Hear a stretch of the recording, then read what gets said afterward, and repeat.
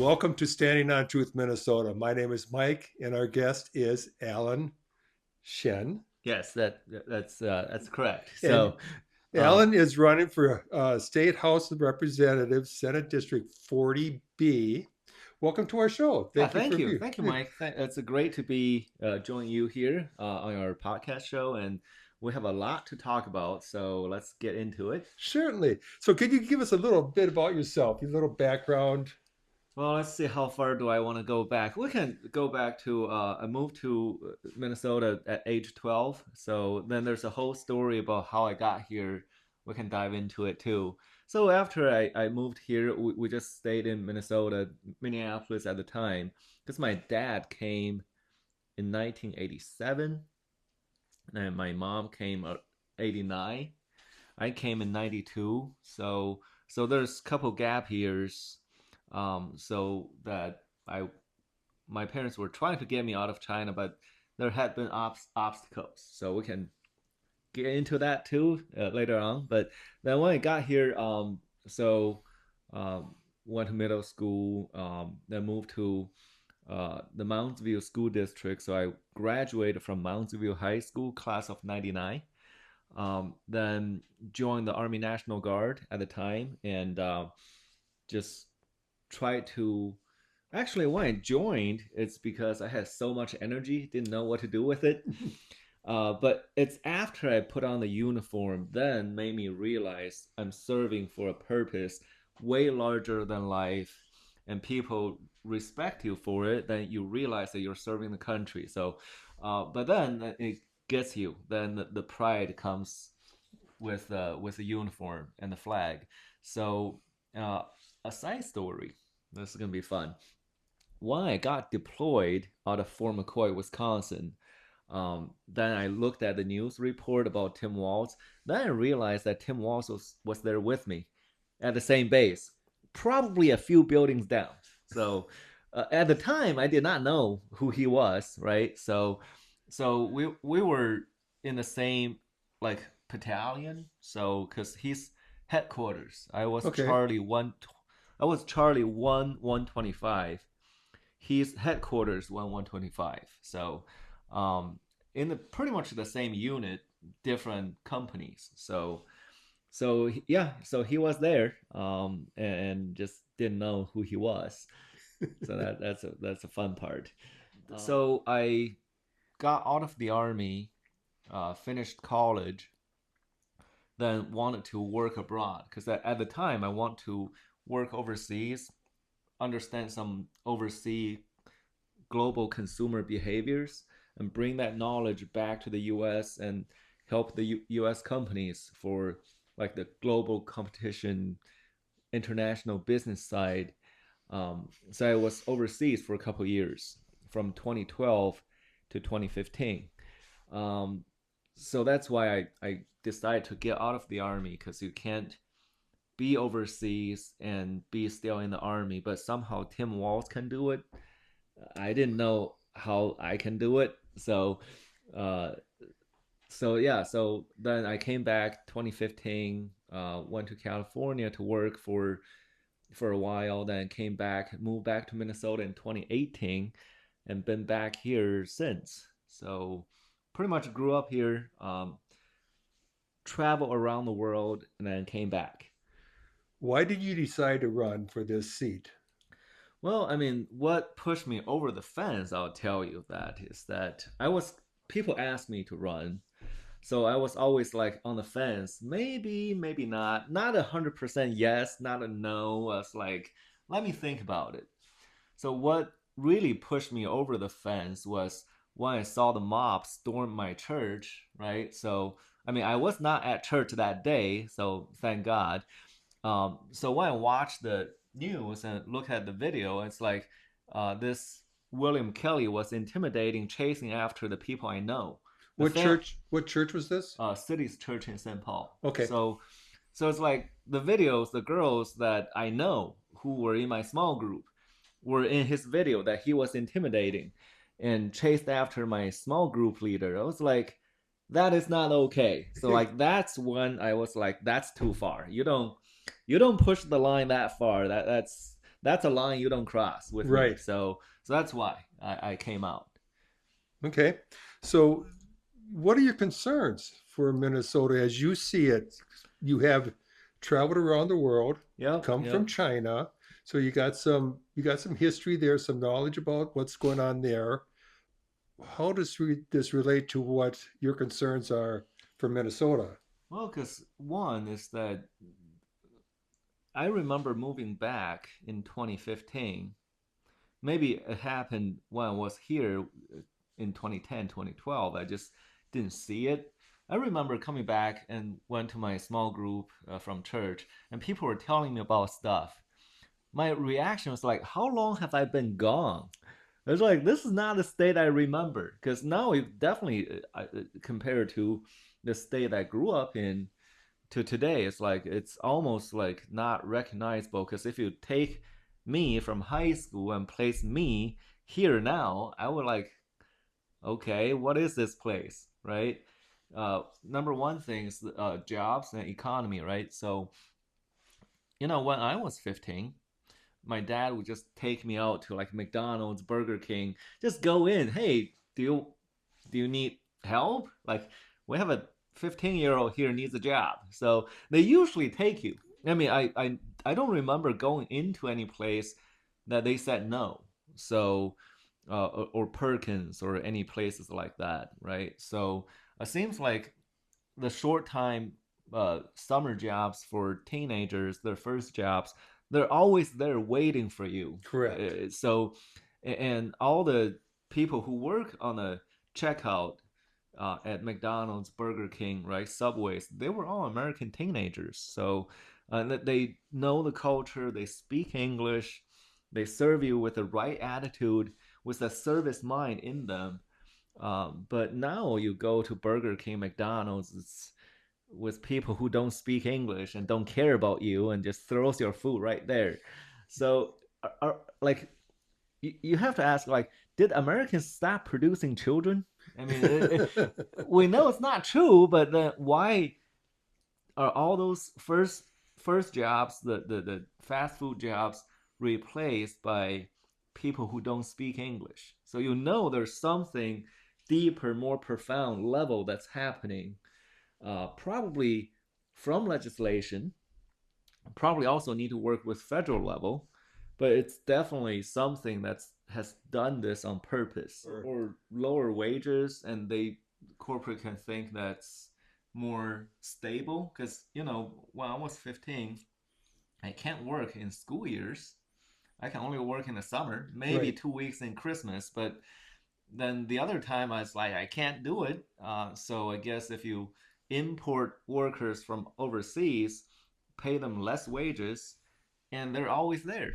So, but again, I mean, companies should find ways to like work around these like teenagers and see how they work during school years, or provide them support, or uh, high school graduate, have them work there for a year to prepare and save up for college, because other countries they do a gap year and we don't.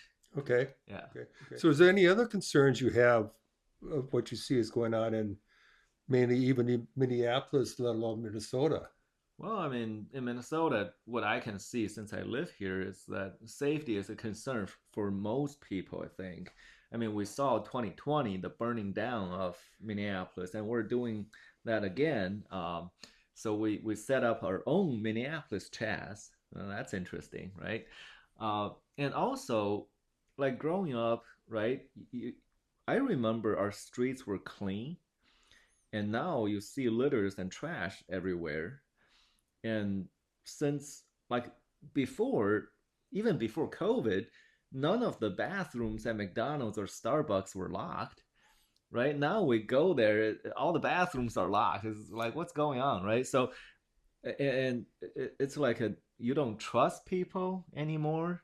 And you go to Walmart, like razors are locked up, and like basic things like lotions locked up.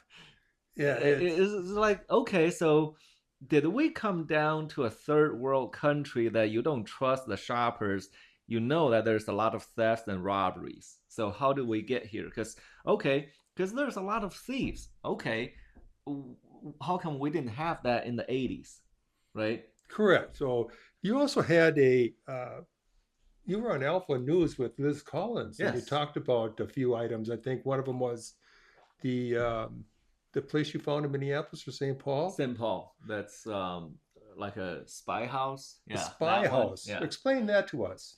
So me and Liz, we try to investigate this spy house that's located in St. Paul, which is like conveniently about 6 miles away from the governor's mansion. Very convenient, right? So it's right Interesting. there, and it just sits there.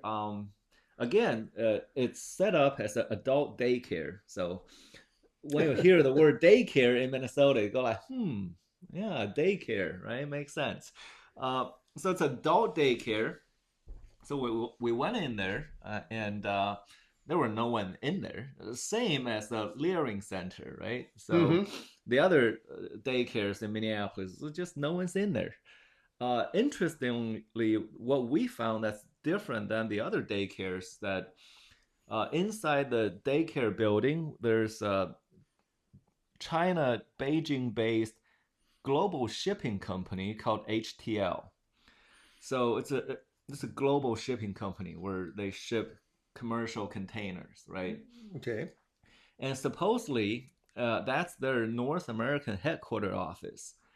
So you want to ask yourself if you're a global shipping company that ship billions dollars worth of global containers, do you put your office in a daycare? Yes.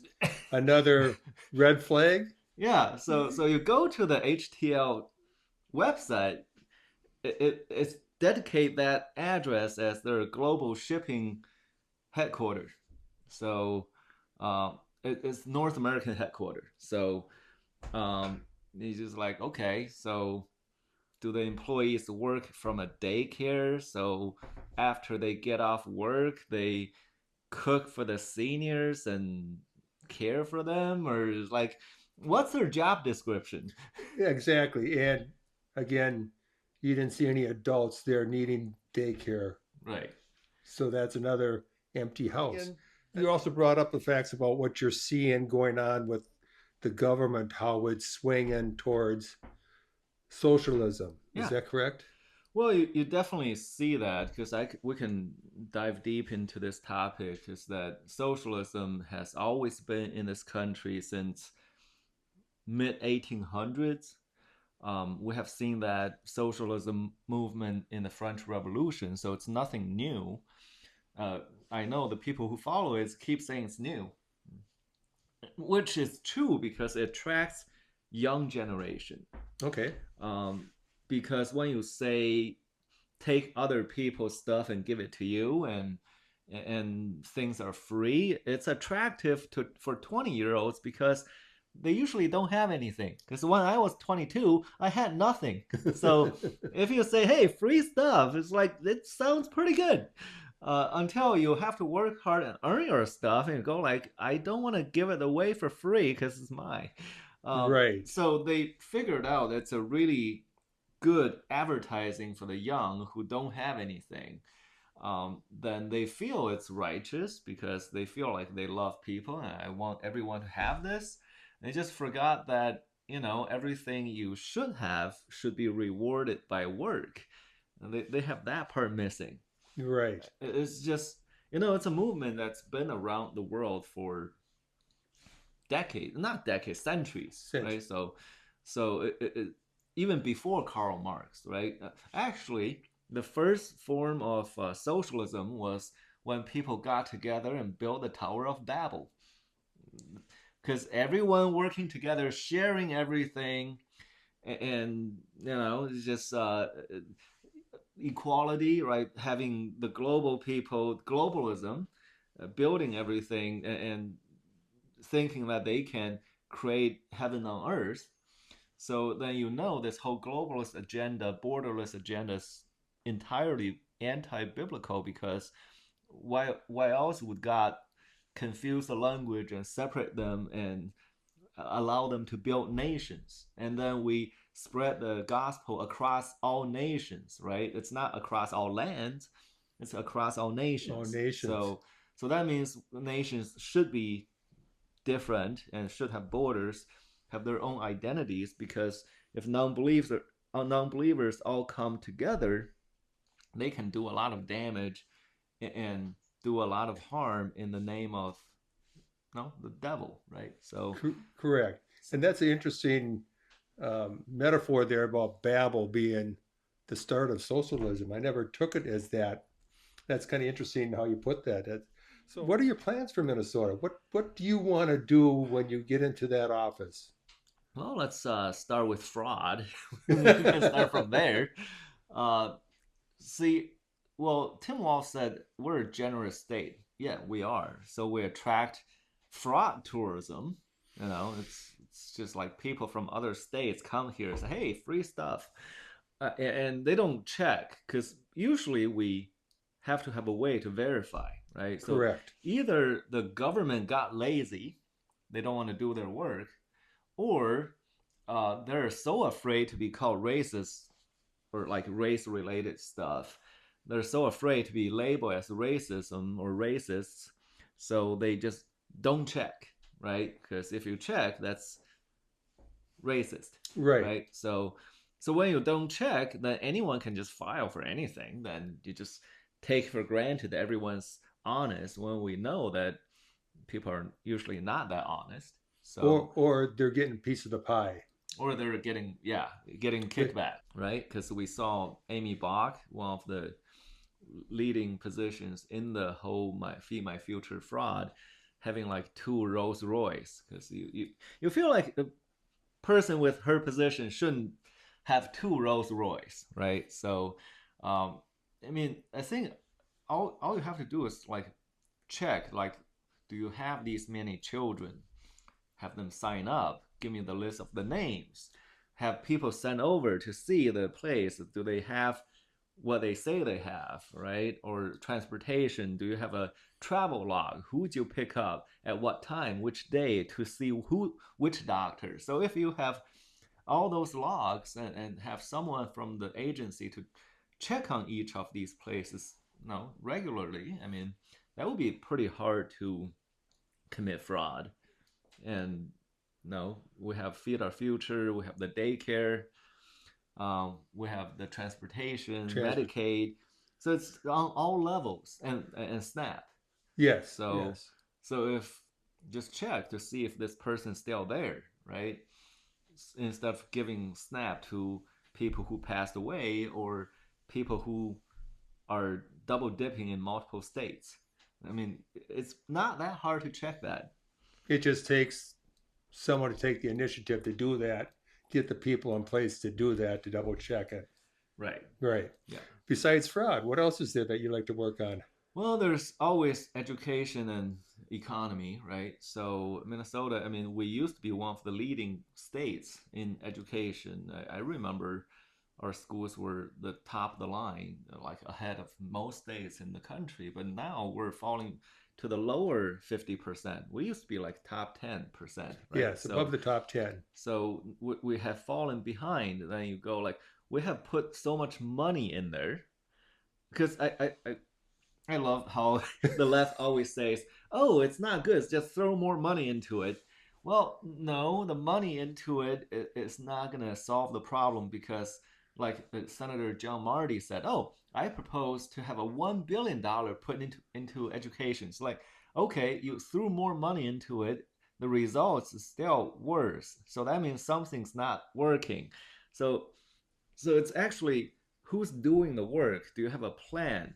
Uh, do you have a way to verify your plan and check to see if you hit your milestone? Not just like, hey, we just put more money into it. And sometimes that I just smell, hey, there's just more ways to defraud the system and send it to Somalia. So so we care about the results of our children. We measure them by academic performance versus how much money you throw at it. So, I mean, right now I feel like we have lowered the bars for graduation. Yes. Because when I was at Mounds View High School, to graduate, you need to meet certain GPA. You need to have attendance to a certain percentage. Was not a problem for me because I was trying to have perfect attendance. That my junior year I did. So senior year was hard because there was too many things going on. Then so there's things you have to do, Right. but now they keep saying, oh, we have a really high graduation rate. Yes, if you lower the bar, the rate is going to be very high. So we cannot lower the bar just to look pretty on the paper, right? The economy, you mentioned the economy. Yeah. So economy, we talked about the jobs, right? So jobs you were used to be very easy to find. Even like higher level jobs were pretty easy to find back then, before this globalist push. But again, a lot of it's from the federal level, but on the state level, we can still do certain legislations to promote more American jobs and keep more jobs here, right? So a lot part of it's taxation. Hmm. Remember one of the, I mean, you can consider pride of Minnesota, Medtronic, that they moved their global headquarters to Ireland. And guess what? Ireland has a way lower taxes. So you're saying we should tax them more to get more revenue, but then they just move their headquarters to Ireland, then you get nothing, right? You lose everything plus the workers. This is where I would bring back to the education because I think in school, in high school, we don't learn about financing, we don't learn about taxes, and yet it's in everyone's life. But in high school, even in college, we don't really learn it. You have to just figure it out yourself. So that's why on the Democrat side they keep talking about, oh, we just raise the taxes on the rich, right? So they feel that taxes is just income taxes. So they feel like the more you tax, the more you get. But it's a simple economics terms that there's a, what do we call that? There's a wave, right? The curve, that there is a certain place you put the tax rate, it's actually higher revenue for tax income, right? Because if you raise too high, they just leave, Right. and if you raise higher, then you have less companies and people working paying taxes. So actually, if you move the needle to the lower taxes, there's more taxpayers, there's more companies paying taxes. So technically, your tax revenue can go up. So Correct. somehow they can just have all the people support hiring taxes is you get more. So they just fail to teach the students that how global economies and global corporations can work. Because if you tax them too high, like we have seen in the past 20 years, 30 Yes. years, all they have to do is pack up their factory, lay everyone off, and move it to China. And you can't tax them in China. You can't put your really expensive regulations in their Chinese factories. So Correct. so then either the people who support them don't understand this, or the policymakers themselves don't care. Correct. Correct. Another thing that just came to mind is, and I don't know if you're prepared to answer this, but civics, teaching civics in school. How Yep. back in the day when the country was first founded, that the kids in grade school had the Constitution, and Yeah. part of their goal was to, and part of the curriculum was to read the Constitution and understand that in the Bill of Rights. Is that another subject that you would like to see brought in? Is civics brought back in? We absolutely have to. I mean, I even remember my middle school years that I believe we had Pledge of the Allegiance in the classrooms, Correct. and I can't remember for sure, but something like the Ten Commandments were there too. I mean, it was a Correct. private school in middle school, but we should have at least a Pledge of Allegiance in schools, preferably the Ten Commandments too. So, um, people should know what the foundation of the country is, because we, off topic a little bit, we failed to teach our students what the foundation of the country was, what the nation was built on. So we have the mayor of St. Louis Park. Oh, this is not America. We're losing the American way of life. It's like, no, we're actually returning back to it. The Correct. America you knew that's built by Obama is actually not. So people just forget what many voters also forget, that what the nation was built on. I mean, uh, when I was in middle school, that the nation's foundation was the Pilgrims and the Mayflower. But now they're teaching them about 1619, right? Right. So very different things. And if we think our founding of the country was from the Mayflower, it's about the nations under God, Correct. right? So 1619 is just keeps dividing people by race, Right. and so I'm not even questioning a lot of these voters or liberals on the left. They probably think slavery only exists here. I mean, it feels like they think that way. So it's like, hello, remember Moses? Correct. Right? So it's Correct. like, it's been here for a long time. We ended it. Yes, we're one of the few countries that abolished slavery, which is very interesting too. The thing about the founding fathers is that we learned that 34% of the Constitution, Bill of Rights, has a biblical aspect behind it. Mm-hmm. With that in mind, that it was God that was blessing this country and Right. and giving us this land, Right. and to build a nation under God. Before they landed in Plymouth Rock, they spent 12 years in Denmark under a priest there that taught them the biblical aspects of a government. This is how you form a government with a godly biblical aspect, and that's when they came here. That's how they start setting this up. And these young men, our forefathers, fought for our country. Yeah. But how young were they? They weren't that very old. But They look were how, like in their 20s, right? yes, Yeah. and look at what they wrote and how they came up with these, the Bill of Rights and the Constitution. And then if you get into it, really, you go into the letters Yeah. that they wrote. Here's their debates. If you want to discuss and see how they debated all these issues. The country was definitely built on the principle of the Bible and values from Christian Gospels. Why else would we have Leviticus on the Liberty Bell, right? So, Correct. And in the Declaration of Independence, say all men are created equal, not born equal. Created. It's created equal. Yes. So, and endowed by our Creator, right? Correct. That we have certain unalienable rights. So that means our rights are given by God, not by government. So correct. That means they cannot take it away. Where most other countries, I believe their laws are saying the government give you these rights. Correct. So that in some ways, that means the government can take it away if they see fit. Correct.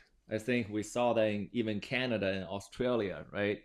So yes. They can just take your rights away. So that's what makes this country so different, that we have certain rights that's not from the government, it's from God, that God gave us those rights, so government cannot take it away. Correct. So, and this is where we have government trying to take away those inalienable rights. Right. Yeah. So again, so you have a website that you can share with us for people to check you out, read your information, read your bio. And so what's that website? So it's Allen Shen, ALLEN SHEN4, spelled FORMN.com. And a little bit about the bio is just if they want to donate, volunteer, and help, it's all on your website. Yeah, so we always need more financial support to do everything that we need to do, like commercials, YouTube, mailers, or even fundraising events. So that would be greatly appreciated.